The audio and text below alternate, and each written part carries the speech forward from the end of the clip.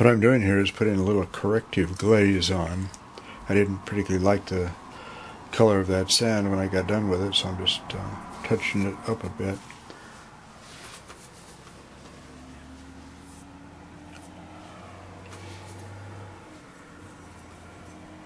And also I want to come up here and deal with this wet sand area. It just turned out just a little too reddish for me.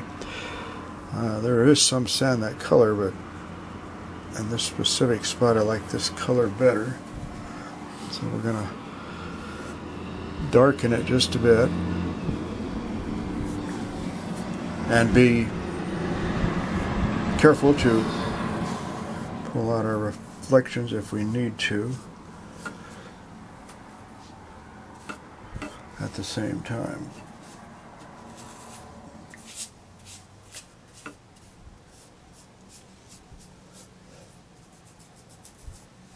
So we get a wet look to it.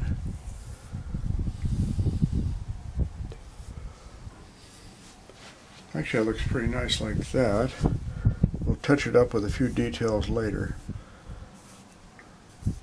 like a little shadow line right under that area there.